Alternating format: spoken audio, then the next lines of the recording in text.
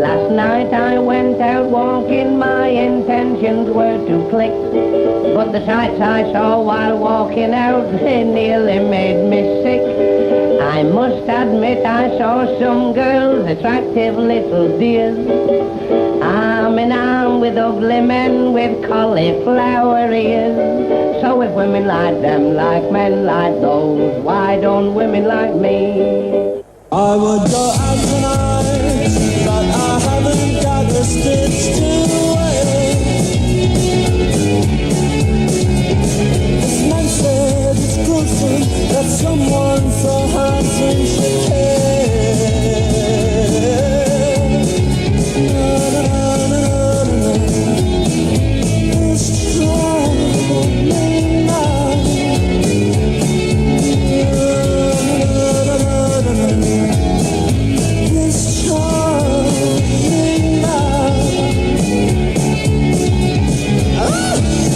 A drummed-up country boy who never knew his place. He said, return to me.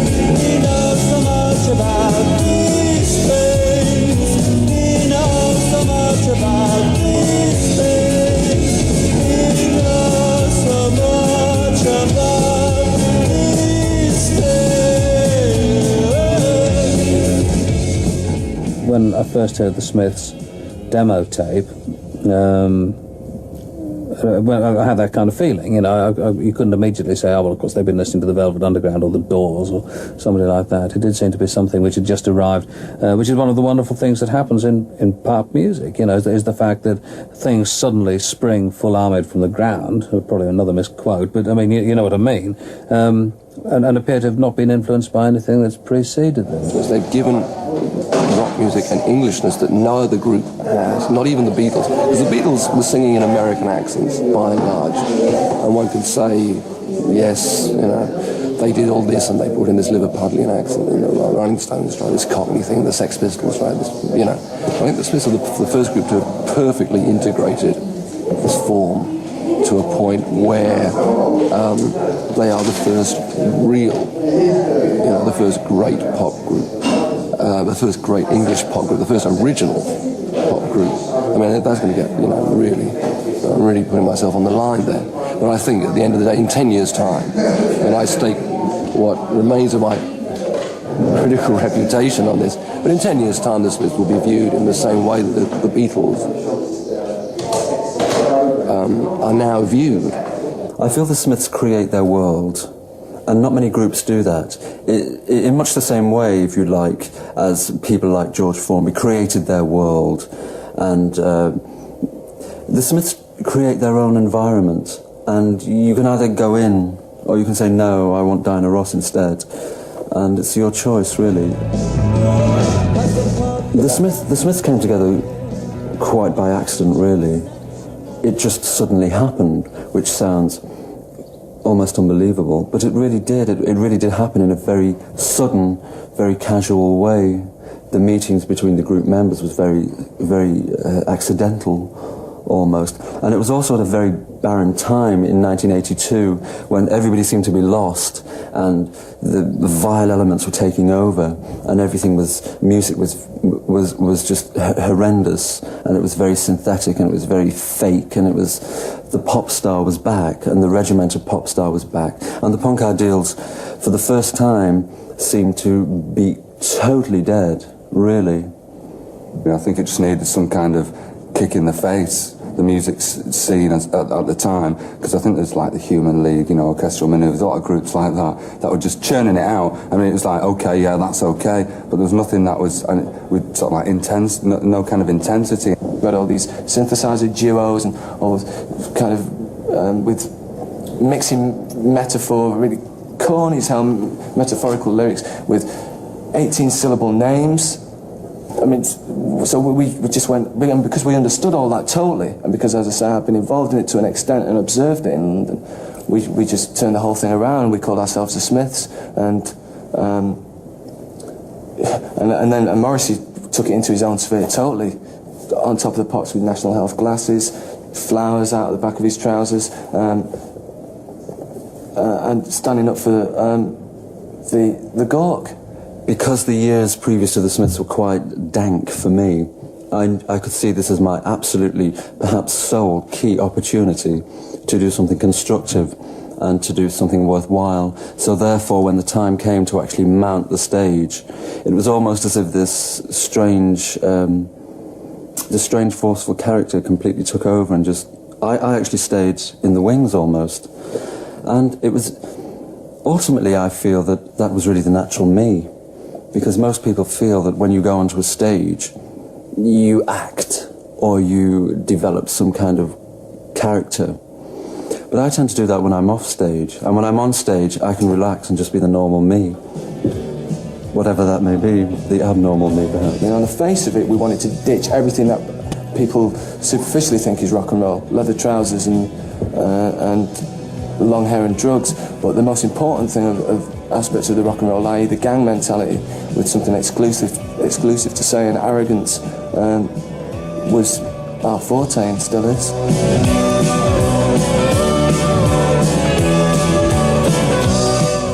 A sort of video.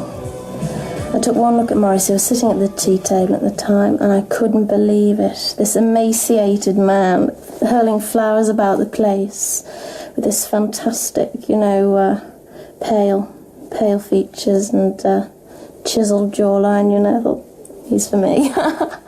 It's like sometimes something's happened and you can go up to your bedroom, put the Smiths on, and you think, oh, well, thank God I've got Morrissey. Morrissey's still with me. He's like still saying them words to me. He's still there. And like even whatever happens, no matter what you're being through, Morrissey's always there to comfort you. He's always there to come out your speakers and sing to you. I wouldn't want to characterise a typical Smiths fan, but you could say that there were certain things that they would be interested in, like being different, like perhaps being rather more solitary. And those are perfectly honourable, worthwhile things. Well, male, as you say, late teens, lonely, dejected, failed in love, very nervous, no confidence whatsoever. A box bedroom rebel. That's basically it, the stereotype. And that's not me. I don't think I'm a boy anyway. In a live capacity, the audience seems to be predominantly male, and it seems it can be a very celebratory event, almost violent, very, very wild, which I'm quite happy about, because I think people don't really have many opportunities in life to let themselves go slightly and express themselves and step out of themselves and so on and be a little insane. There is a light that never goes out. This is a song. And every night I saw them play live. People were singing along to this song. They would go completely haywire. And the actual lyrics are a kind of, invitation to a sort of a double suicide.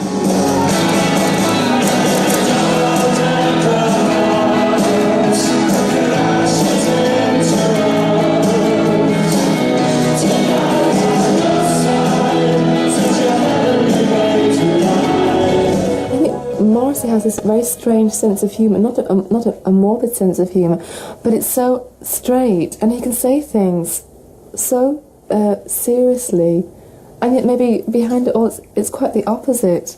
And I think a lot of people totally misinterpret, totally, whatever he says and things he does. People, they choose to see, yes, the Smiths being very morbid and maudling and, very northern and gloomy, and yet they're not. Lots of Johnny's guitar playing is really jubilant and very celebratory. It's really beautiful. Lots of their music, when I hear it, it's really uplifting. On more than one occasion, I've actually laughed out loud at Smith's lyrics, and I don't often do that. I don't often laugh out loud at anything much, and I think that they're very funny lyrics, and I cannot understand why people assume that what they do is essentially miserable. I suppose because there are a lot of references to kind of death and pain and so forth in the lyrics, but again, it's done in the same sort of way as like books like The Loved One, where it's sort of ironic, really, and I don't see them as being miserable at all. I get rather cross when people tell me they are. I dreaded sunny days, so I'll meet you at the cemetery gates. Keats and Yeats are on Morrissey and I quite often, he'd just telephone and he'd say, oh, let's meet somewhere. We used to go walking on fine, sunny afternoons to Southern Cemetery in Manchester. So we go inside and we gravely read the stones. All those people, all those lives, where are they now? With love and hate and passions just like mine. They were born and then they lived and then they died. Seems so unfair, I want to cry.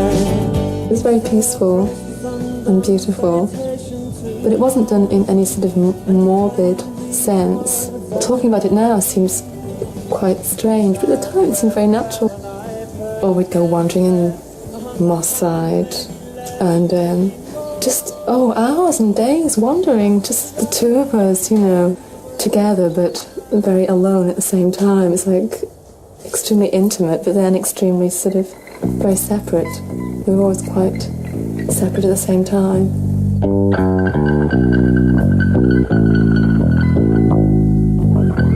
The death of a disco dancer. Well, it happens a lot round here. And if you think peace is a common goal, that goes to show how little you know. Well, we did, quite often go out. We said, let's, go out tonight. And there'd be all these sort of hairdressers in wonderful clothes, and they all look so happy, and they'd be dancing, drinking. Morris and I'd be sort of sat there like we're at a funeral. I never talk to my neighbour, I'd rather not get involved.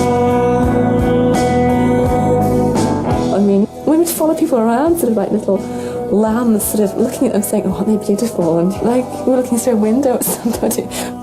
He'd say, do you think they're really happy? And I'd say, well, I think so. I hope so. And he'd say, well, can we ever be like that? Could I ever be like that? And of course not. No, he can never be happy. I don't think. I pray to God that one day he's happy, but, it's taking a long time coming. I've never heard him say I love you ever in a song, or I don't like you. He never has said anything positive. It's kind of, he hides behind other people's experiences all the time. But I think that's what he's trying to say about himself each time. How do I write those songs? I write them in a very natural way, but in a very detached way also. But not to say that I simply sit down and guess. But it is very detached, which I think is also important, because not everybody has fantastically, endlessly romping private lives, as we know. There is a sort of ambiguity. I mean, you're never quite sure who he's singing to or who he's singing about.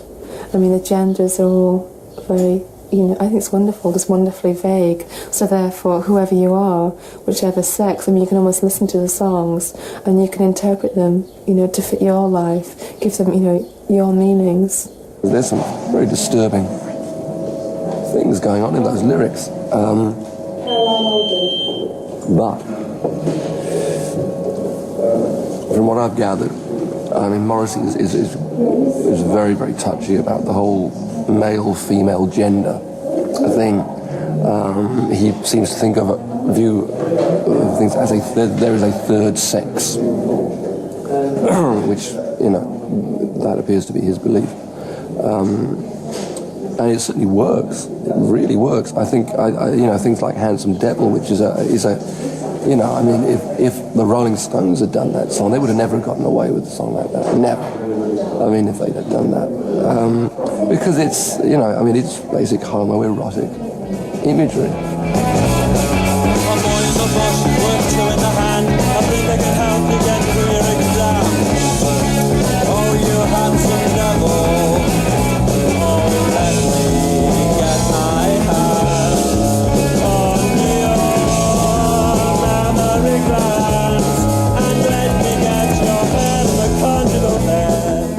I wouldn't say that I sing from a staunchly male point of view. I think I have enough scope to really imagine how practically almost anybody would feel. And for me to sing in an exclusively male point of view is just very standard, really. One doesn't have a particular sex when you sing. I mean, you've had so many lifetimes being a man or a woman or indifferent. I mean, so you can sing about all of those. But I would do it in the first person, he does it in the third. We used to read obsessively. I mean, you know, devouring book after book after book. I mean, it's a really essential ingredient in our lives.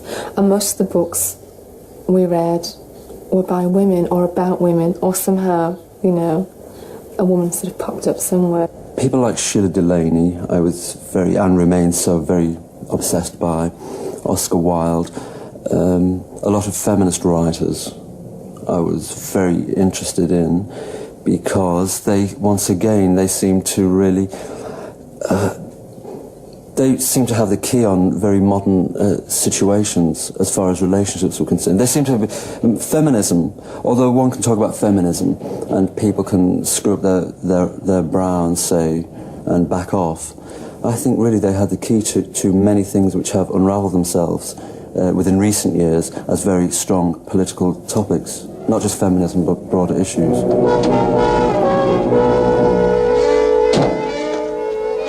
Now don't keep me waiting, I want a drink. You've had enough.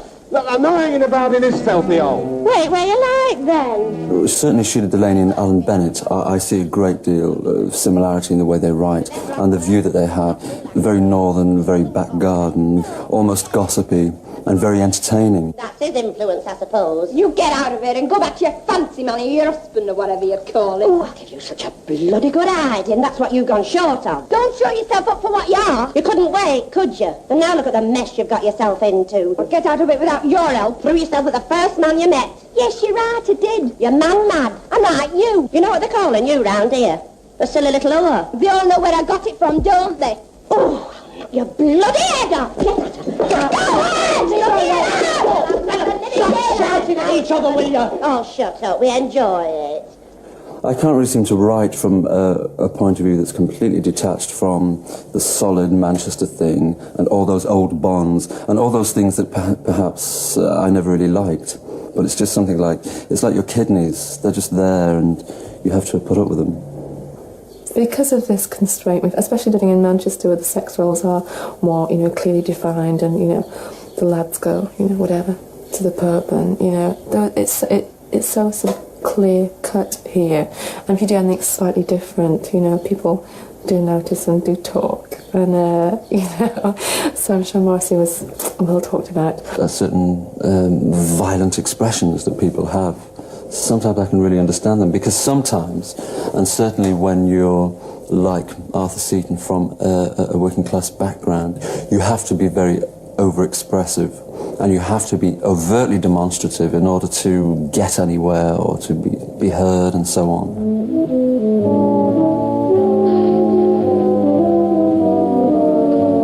Mum called me balmy when I told her I fell off a gasometer for a bet. But I'm not balmy. I'm a fighting pit prop that wants a pint of beer, that's me. But if any knowing bastard says that's me, I'll tell him I'm a dynamite dealer waiting to blow the factory to kingdom come. I'm me and nobody else. Whatever people say I am, that's what I'm not. Because they don't know a bloody thing about me. God knows what I am. I became very interested in film history. Quite specifically, films from the early 1960s, such as A Taste of Honey, Saturday Night and Sunday Morning. Films with a common thread, I would say. The common thread possibly being that quite largely such films are kind of loving the family way. We're about people in the North specifically, with their tail trapped in the door almost, trying to get out, trying to get on, trying to be somebody, trying to be seen. And I found that very appealing. I found it very, well, obviously a great identification with that. Because that's really the way you feel in Manchester. Shaddy, addy, addy, addy, addy, that's your life! Oi! Shadows!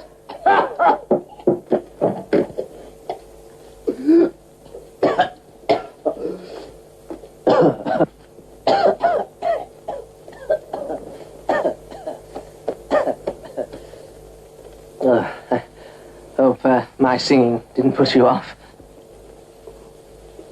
You know, by the time we're burying you, you'll be going off in one of these.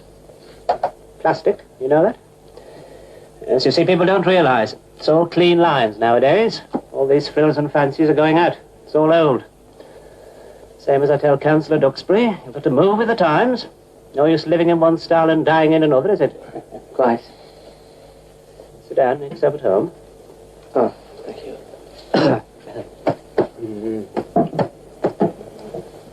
So you're thinking of leaving us, hey? Is that it? Frankly, Mr. Shankly, this position I've held, it pays my way and it corrodes my soul. I want to leave, you will not miss me. I want to go down in musical history. Frankly, Mr. Shankly, I'm a sickening wreck. I've got the 21st century breathing down my neck. I must move fast, you understand me. I want to go down in celluloid history. Mr. Shankly.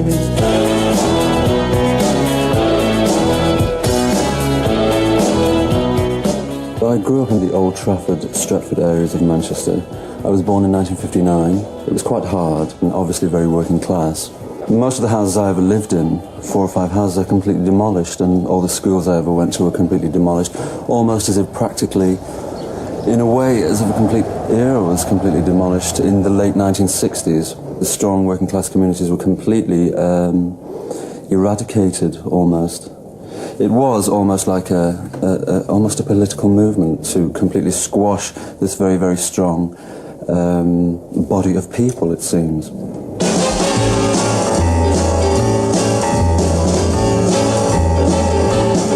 As I began to buy records in 1965, very obvious pop things of the time, which were the most important things in life to me. And it always remained so. All the records I bought they were friends. These people knew me and I knew them, and they were in my life.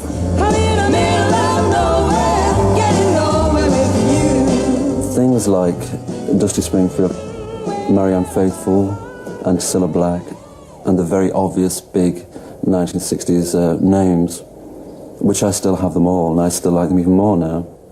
Sandy Shaw. She seemed to have a particular street sense. She was just really like an ordinary girl, and saying whatever really came into her head, although she didn't write the songs. That's how the songs seemed. It seemed like direct conversation. Message understood.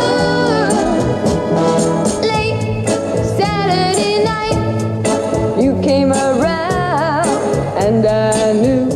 On the day that he came, I got into sort of like, oh, you know what it is when you've got kids, you're sort of like your rhythm and your timing, and it all goes out. And when I opened the door to him, I was still in my pyjamas, but I'd put my makeup on. I was horrified. He might think I was this kind of like Joan Collins type character that even went to bed in her makeup.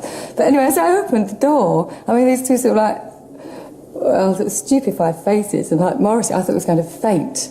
And, well, to be quite honest, I've been worshipped from afar a lot, but I've never been worshipped that close up that often, and it sort of took me aback a bit. Sandy Shaw has always meant a great deal, quite largely simply because of the records, which I thought had more life, spirit and energy than practically anything else that appeared throughout the 1960s. And I think that's quite a mean feat, really. He started reeling off everything I'd ever done, B-sides of songs that had never been released, things I said to somebody that had said to somebody else, and places I'd been that I'd totally forgot. I just suddenly realised this guy knew my life backwards. There was nothing he didn't know about it. He knew all the good bits and all the bad bits, and he still loved me. And it was just a sense of relief that somebody actually knew everything about me and still loved me. It was really wonderful. And from that point, I began to trust him. I didn't trust his music at that point. I just trusted him, and I thought, well, at least it's going to be a giggle.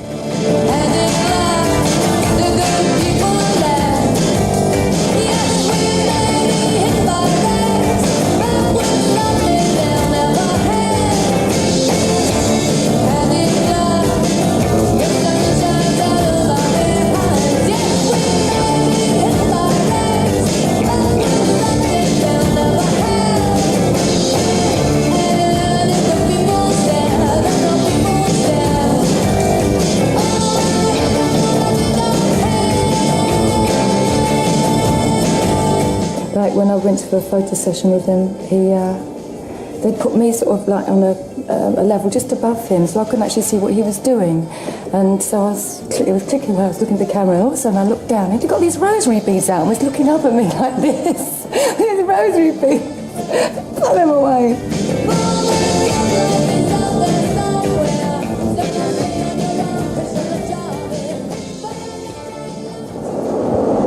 I read something about you somewhere. Where was it?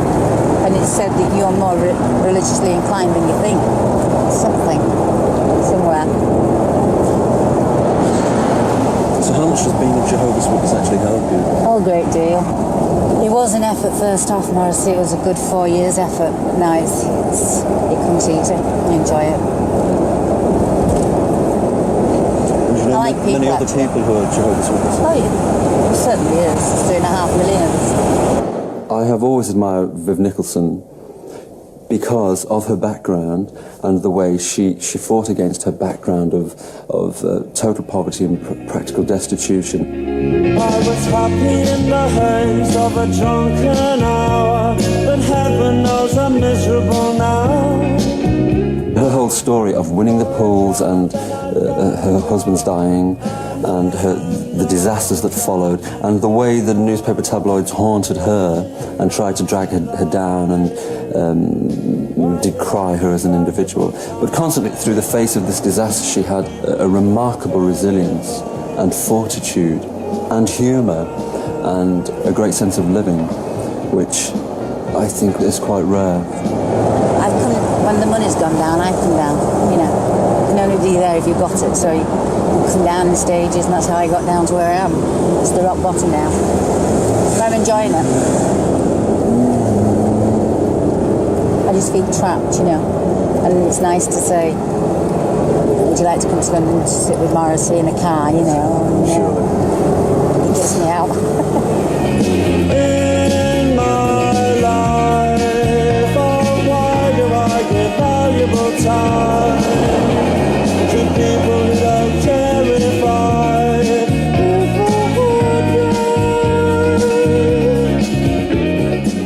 I like the fact that when punk came along, that it did demystify the whole process of making records, that people realised that if they knocked over a few phone boxes and sold somebody's motorbike, they could raise enough money to put out a single. But in those days, a lot of bands, having done that, then broke up because they're perfectly happy to do that. They'd achieved something that they'd wanted to achieve. They didn't see it as part of a kind of lifelong career process. When punk began, I was 16, 17.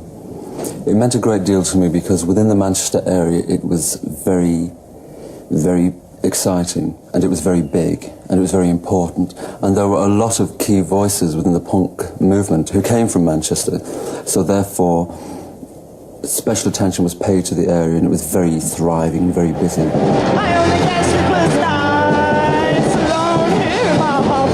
Here were people practically in one's own backyard who were suddenly known throughout the country, because there you could see possibilities for yourself, if you like.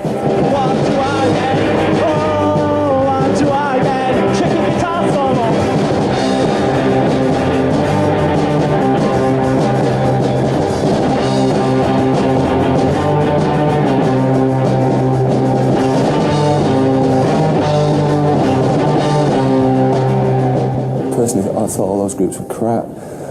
Because it was at a time when I was getting into crafting songs and writing chord changes and moving things towards middle eights and all those technical building of songs kind of techniques, and none of those groups could do that. I mean, I understand now that it was probably a good thing for music, but at the time it meant nothing to me. The girl groups and Full Spectre was a big influence, the Redbird record label. That was really my main inspiration in trying to play the music that we ended up playing. Get away from particularly synthesizer duo kind of music. Drum machine orientated disco music was quite a big thing even then. And I was delving into the Redbird collection, a lot of Lieber and Stoller stuff mainly. They were and probably still are my favourite writers. There was one day Joe Moss gave me a video which was really important to us now, of a Lieber and Stoller interview. It was, as I said, were a really big influence. And where one of them, I can't remember which, said he just got to the point where he knew who the other guy was and they hadn't met, and he thought, well, if we're ever going to get together, I'll just go over there and knock on his door and say, you know, let's get together and write songs. We sounded very, very idealistic, but it caught my imagination, probably because I was, and I'm a idealistic kind of guy, and so that's what I did. I think Johnny was the instigator, really. You know, he just went round and knocked on Morrissey's door, basically. And he got Mike in, and he phoned me up.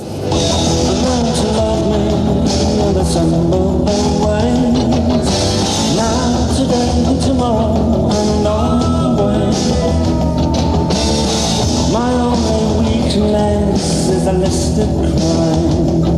But last night the plans for a future war was all I saw on Channel 4. Shoplifters of the world, unite and take over. Shoplifters of the world, hand it over, hand it over, hand it over.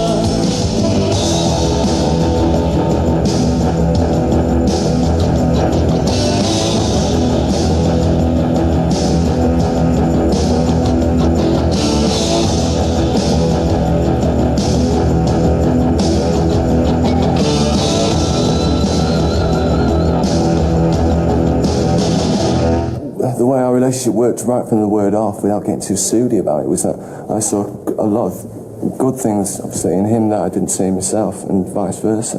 And he didn't say much, and he just let me tell him what I wanted to do, and just sat and kind of watched me and checked out my shoes and checked out my hair and all those things. And I was taking quite a chance because I was very, very fashion conscious and had a very strong image.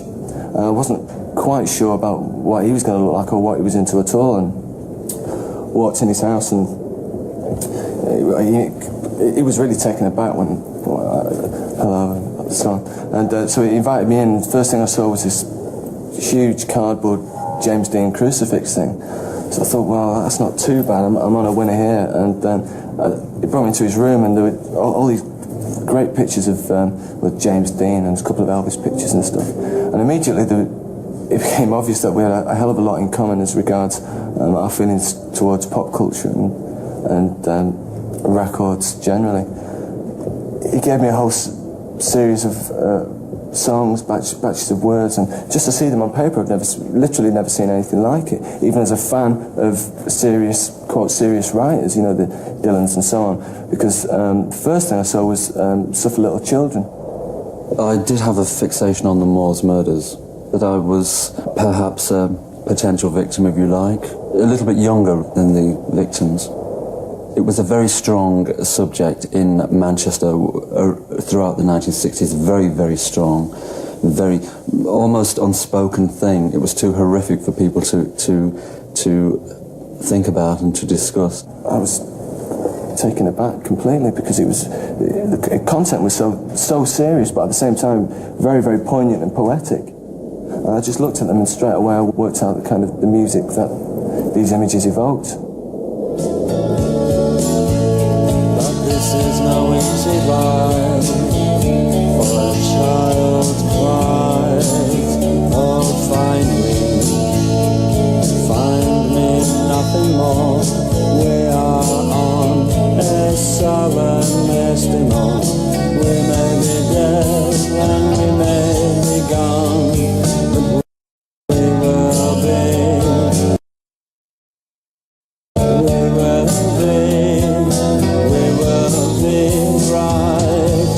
By your side until the day you die. This is no easy ride. We will haunt you when you lie. Yes, you could say we're a team. You might slip. Our immediate goal was for there to be a single with a great song on the A side. Whether it had our names on the label as the group was secondary. It was our names being in the brackets, which was much more important. Very into the songwriting ethic.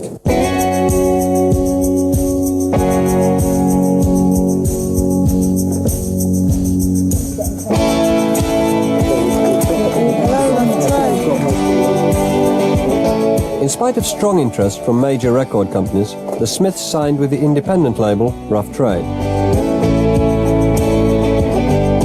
Morrissey was able to have complete control over their record sleeves, which featured a series of cover stars rather than the group itself.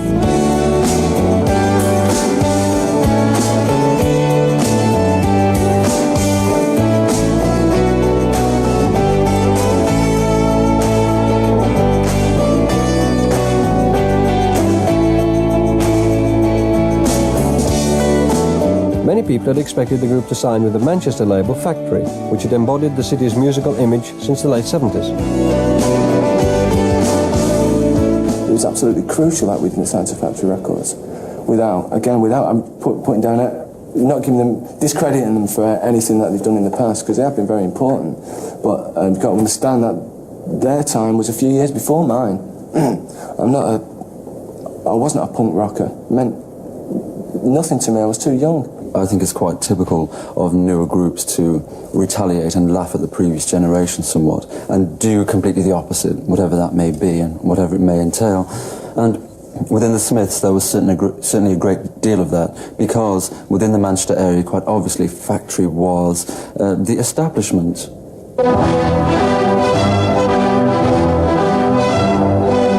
The Smiths quickly achieved a degree of success that was unprecedented for a band on an independent label. They produced a stream of hit singles and albums, and also became one of the most popular and powerful live acts in the country.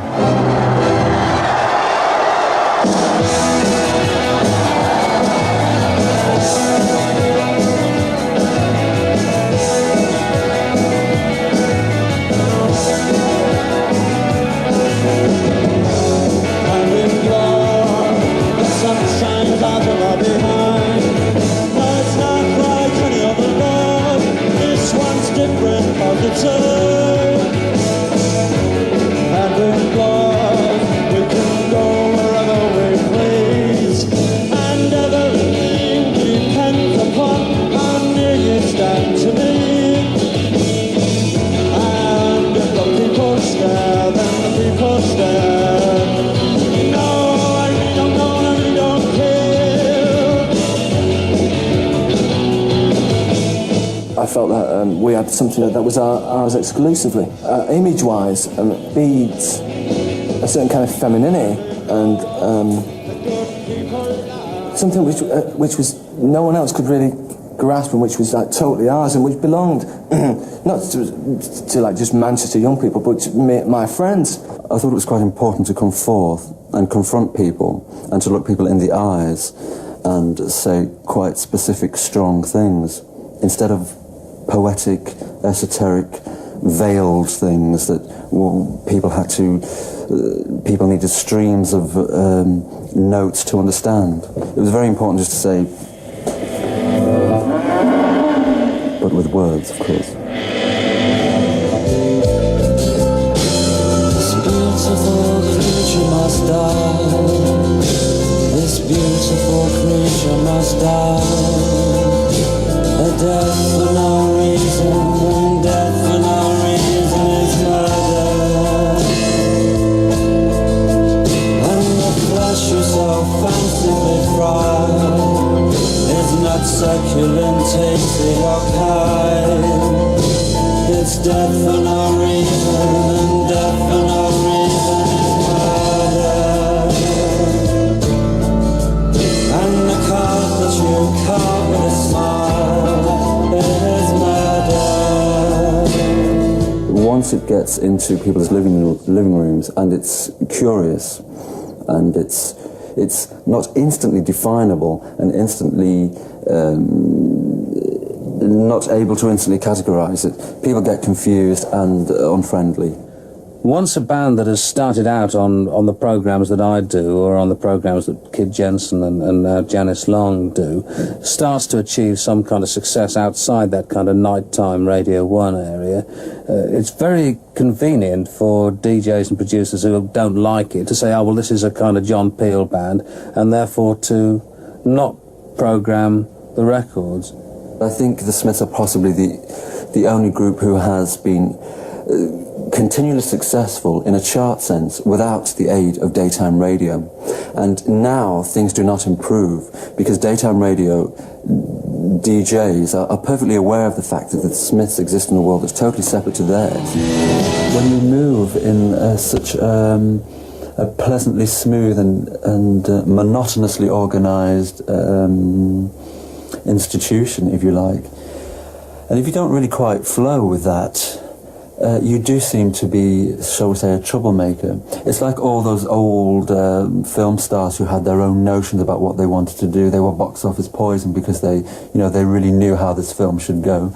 And anybody who has any degree of inner control over their own art, well, it's hard really to fit them into the pop world because obviously the pop world, quite sadly, is one of little depth, shall we say.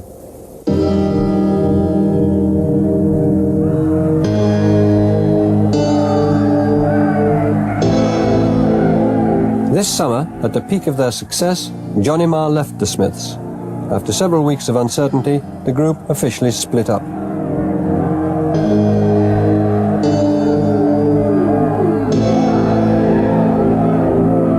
It was the end of the most original English band of recent years.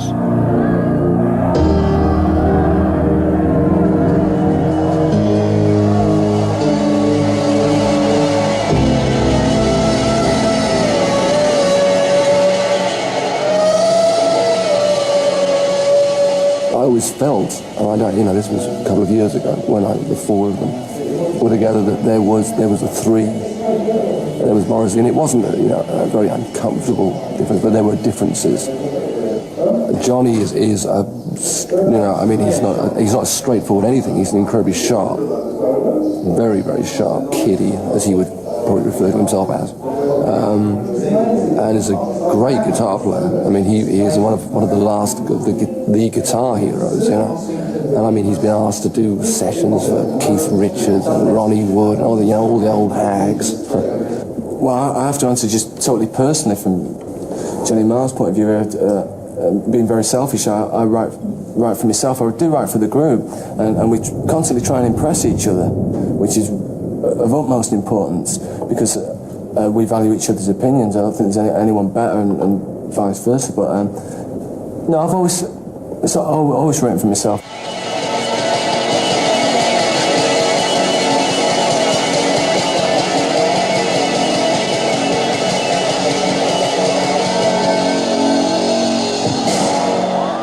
The way I see the whole spectrum of popular music is that it is slowly being laid to rest in every conceivable way. Even when you look at Madonna, I mean, Madonna I don't think could ever happen again, a Madonna figure. It seems like the final female pop icon, if you like. I mean, what could follow Madonna in that sense? So, with the Smiths on another level, I really do think it is true.